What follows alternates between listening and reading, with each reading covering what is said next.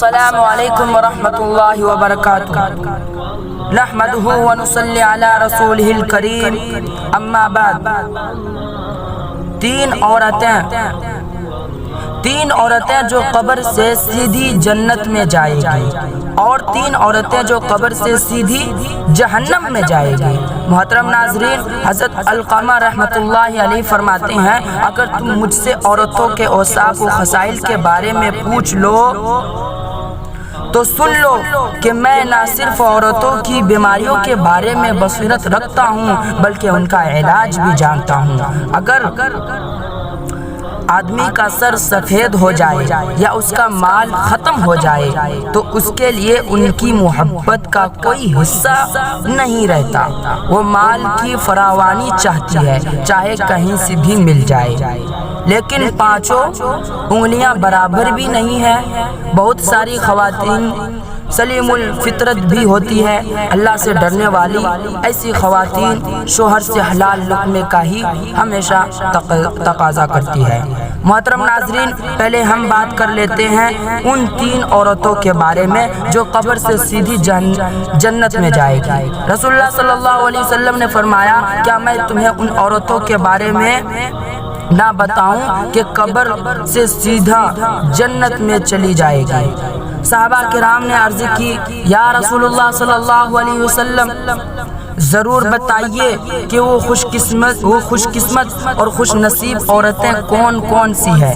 فرمایا، زیادہ بچے جننے والی عورت، زیادہ بچے پیدا کرنے والی عورت مرنے کے بعد قبر سے سیدھا جنت میں جائے گی۔ فرمایا، جب شوہر ناراض ہو جائے تو شوہر کو راضی کرنے والی عورت، شوہر کو جلد منانے والی عورت، جب شوہر ناراض ہو جائے تو شوہر کے ہاتھوں میں ہاتھ رکھ کر جو بیوی کہتی ہو، اے میرے سرتاج، جب تک آپ راضی نہیں ہوں گے میں کھانا نہیں کھاؤں گی، جب تک آپ راضی نہیں ہوں گے میں پانی نہیں پیوں گی، جب تک آپ راضی نہیں ہوں گے میں بناؤ سنگار نہیں کروں گی، جب تک آپ راضی نہیں ہوں گے میں زینب و زینت نہیں کروں گی، جب تک آپ راضی نہیں ہوں گے میں اس وقت تک اپنی آنکھوں میں کاجل یا سرما ہرگز نہیں لگاؤں گی۔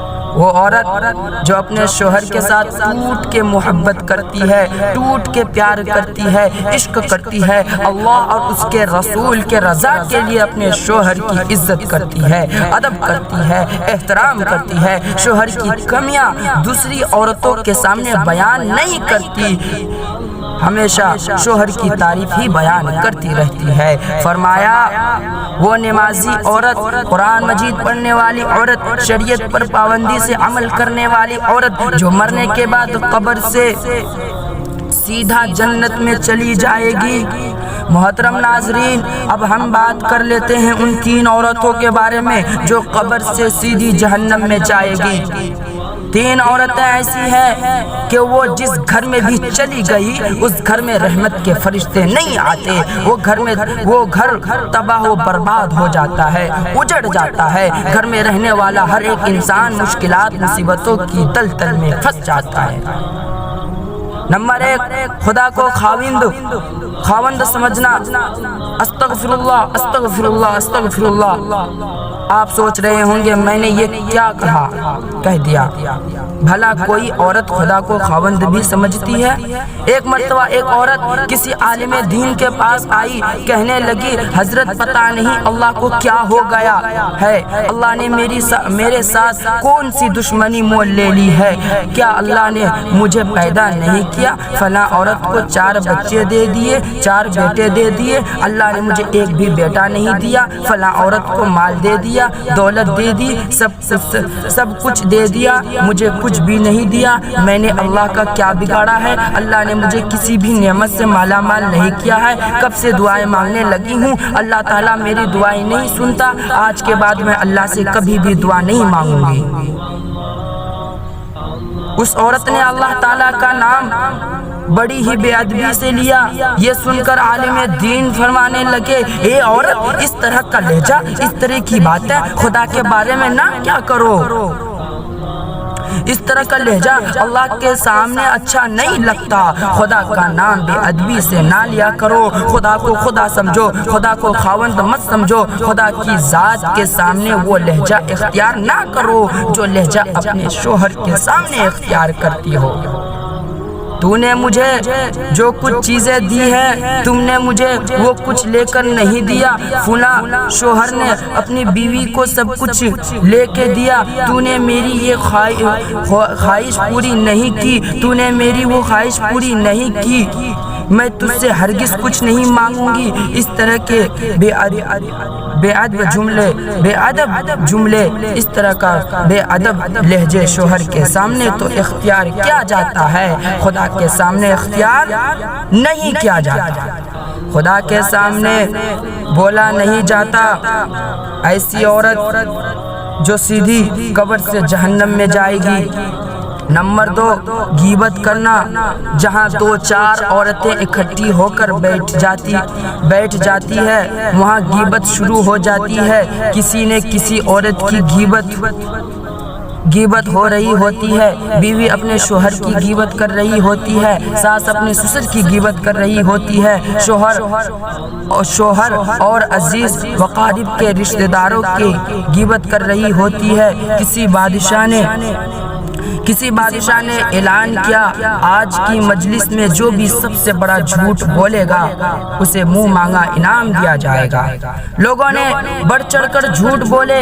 اتنے میں ایک شخص آیا، اس نے کہا، بادشاہ سلامت، آج میں نے دیکھا کہ 100 عورتیں اکٹھی بیٹھی تھی اور خاموش بیٹھی تھی۔ بادشاہ نے کہا، اسے منہ مانگا انعام دیا جائے۔ سب سے بڑا جھوٹ تو یہ ہے کہ 100 عورتیں بیٹھی ہو اور خاموش بیٹھی ہو، یہ کیسے ہو سکتا ہے؟ سب سے بڑا جھوٹ یہ ہے کہ جہاں 100 عورت بیٹھی ہو وہاں غیبت نہ ہو رہی ہو، وہاں چغلی نہ ہو رہی ہو، غیبت کے ذریعے ایک دوسری عورتوں کو لڑوایا نہ جا رہا ہو، یہ کیسے ہو سکتا ہے؟ فرمایا، غیبت سے بچنا، غیبت نیکیوں کو اس طرح کھاتی ہے جس طرح آگ لکڑیوں کو کھاتی ہے۔ حضرت ابو ہریرہ رضی اللہ تعالی عنہ سے روایت ہے کہ رسول اللہ صلی اللہ علیہ وسلم نے ارشاد فرمایا، تم جانتے ہو کہ غیبت کیا ہے؟ صحابہ رضی اللہ تعالی عنہ نے عرض کیا، اللہ اور اس کے رسول زیادہ بہتر جانتے ہیں۔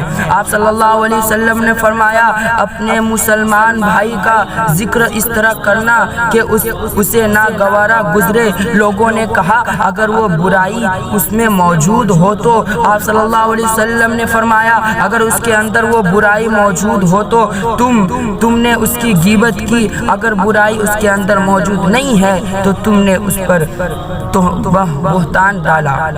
نمبر 3، عورت کا ناپاک رہنا۔ غسل فرض ہو جانے کے بعد عورتیں کئی دن، 5 دن، 4 دن، 8 دن انہیں معلوم ہی نہیں ہوتا کہ ہمارے اوپر غسل فرض ہے۔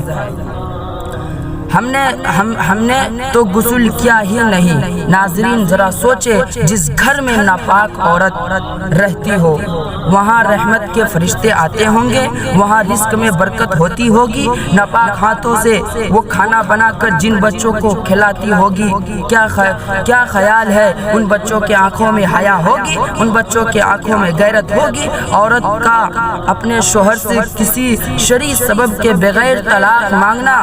بہت سی عورتیں شوہر سے معمولی اختلاف ہو جانے پر طلاق مانگنے میں بہت جلدی کرتی ہے، یا شوہر اگر عورت کا مالی مطالبہ پورا نہ کرے تو عورت طلاق مانگنے لگ جاتی ہے۔